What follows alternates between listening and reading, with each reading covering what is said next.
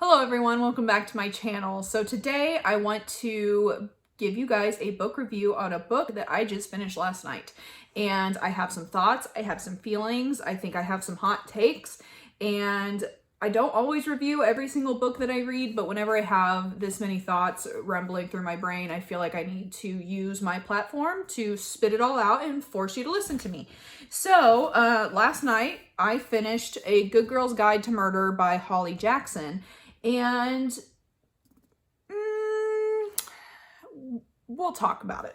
The way that people typically critique a book as far as the characters, the plots, the writing style, and just my overall experience. I like to hit these main points because some people are very character driven, some people are very plot driven. So I want to look at these pieces of the book in a little bit of a separation, just because some people might say, well, if the plot's really good, I don't really care if the character work isn't the best, and vice versa. So that's why I like to look at these pieces separately, because, you know, there's different kinds of readers out there. So without further ado, let's get into the review.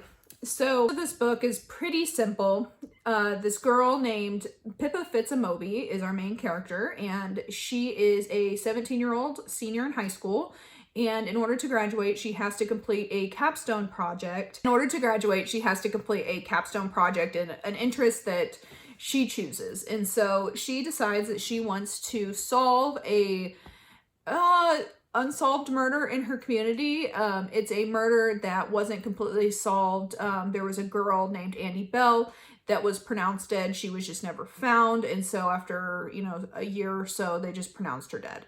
And then there was another victim here named Sal Singh. He was supposedly committed suicide after he, was afraid of being caught for Andy Bell's murder. And he committed suicide by asphyxiation. And then that was it. There was no conclusion or actual hard evidence. And our main character wanted to prove his innocence because she didn't believe that he actually did it. So if you're a fan of Serial, Making a Murder on Netflix, any of those documentaries that have someone that we would presume is innocent, even Tiger King, really, I think this will be right up your alley. That's kind of how the story is structured. You can definitely see some Serial podcast inspiration coming to life in this story. So if you're a fan of any of those, I would probably recommend you picking this up and trying it. It's a relatively short story. It's got some mixed mediums in there, so you should be able to fly through it. So the first thing I want to hit on when discussing a book review and how much I liked it is the way that the author fleshed out her characters. And in this case, I think I want to look at it in two different ways. I want to look at the beginning of the story, and then I want to look at the end of the story. So at the very beginning, the author is really fleshing out a lot of the facts that are known in this mystery, the facts that are known to the public, the facts that are known by the police.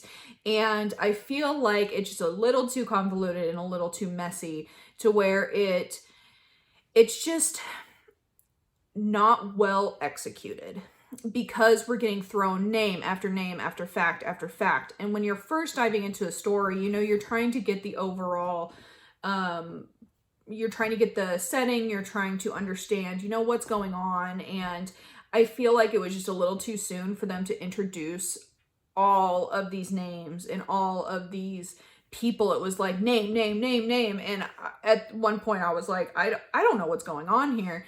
So I think once we got through that initial, I don't even know what's called, like initial shock of all those facts, we start to weed out the people that we know had nothing to do with the crime. And once we get to that point, which is probably about halfway, maybe even 75% through, we start getting more fleshed out characters, focus on building those characters that are more important to the plot. And I feel like that was just done a little too late. So for me, the characters probably get a 2 out of 5 as far as development goes. So if you're a character-driven reader, this probably isn't the book for you. Next thing I want to talk about is the plot of the story. And I also have quite a few gripes about the way that the plot was structured as well, because the plot alone wasn't the thing that compelled me to continue reading the story. So this book is told in a mixed medium format. And so we're getting a snapshot of what's actually happening in the story. And then Andy, the main character, is summarizing it into her like journal log. And so it's almost like you're reading it and then you get a summary after every chapter of what you've just read. And so the plot not only is moving very fast, but it also feels like nothing's really happening at all because you're almost reading things twice. And it just wasn't my favorite. It wasn't my favorite at all. And we also get a lot of things explained to us, so it's more of telling, not showing. And I know that's a very popular saying in booktube, is you always want to show, not tell, and we're just getting told everything. Like literally this author gave us nothing to figure out on our own. It was all this equal plus this equals this. And so it just wasn't it didn't give us any room to explore. And I feel like a more experienced author would be able to give us the clues slowly and kind of sprinkle them throughout the plot to where we can figure them out, instead of saying, oh, well, look at this is very obvious. And I just didn't think that was well done. So for the plot was very fast paced. There was a lot going on, and honestly, a little too much went on. I feel like it was scene, and they weren't really cohesively added together. I feel like there was a lot of things that were just conveniently put there in order to make the plot go forward, and there's a lot of assumptions that the main character makes that's like, oh, this is way too obvious. Like no one in their right mind would ever figure this out on their own. And it just really takes you out of the story. I mean, towards the end, I was like, you could tell this author was checking out, because these jumps that this main character are making, and somehow they're right, is like, there's no possible way. It's very, very detaching for me, and I just wasn't the biggest fan of that. About is the writing style. And let me get my copy because I do want to show you kind of what we got going on here. So every chapter begins with just normal prose. So we're going through the story in a third person style, but then we get these first person snapshots in forms of what she's submitting for her project. And so I know towards the end it does actually get to be a little important, because she does start to refer back to these entry logs. So she's like, according to log blah blah blah, you know, so you can actually go back and kind of refresh yourself between each log, which I actually kind of like that. But for me, because I wasn't a huge fan of this book in the first place, it wasn't something that I was going to exert the effort to do. So I think if this book was better executed, I think it would have really made a huge impact on the final story, to where you could actually put the pieces together as the main character was. But since she spells it out for you anyway, I just kept reading. I didn't actually go back and make that extra effort, but I can see how that would be really cool. So we do get a map here. Here's another thing that was really cool. She actually, you can see on the map that she actually made notes of where the path was, which I think is really, really neat. I think adding that is a really huge positive for this book, especially if you're really into the true crime stuff. But then we also get interviews here. You can see we have short interviews. It makes this book just go by so quickly. But it's something that you can definitely, if you're really into the true crime aspect, you can really go through like she is herself, and, you know, make highlights and make your own conclusions. So that part of the writing style I really, really enjoyed. Well, as for my overall experience with this book, I believe I'm going to give it a straight 2.5 out of 5. I'm going to put it right down the middle.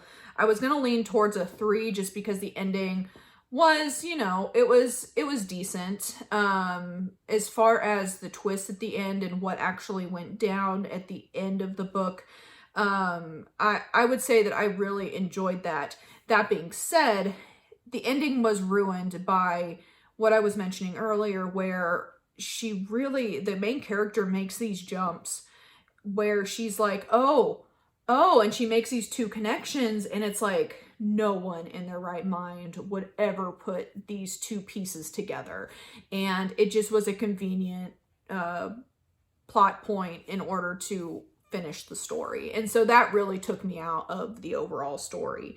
That being said, I wasn't a huge fan of this book. I think that the execution was the thing that kind of put me off. There was just too many things going on that didn't let me fully immerse into the story. And the last book that I had read before this was One of Us Is Next by Karen M. McManus. And I have read all 3 books by her, and she is getting better and better and better as her books go on. And the way that she kind of sprinkled the clues throughout, I was able to figure out what happened at the end of the book. And I would rather have a book that sprinkled things through and me guess the ending than have an ending that comes out of left field and I would have never guessed it, because I feel like that's something that's a little bit cheaper to do as an author than someone that's skillful enough to sprinkle clues out throughout the book, and then I'm able to put it together as the reader.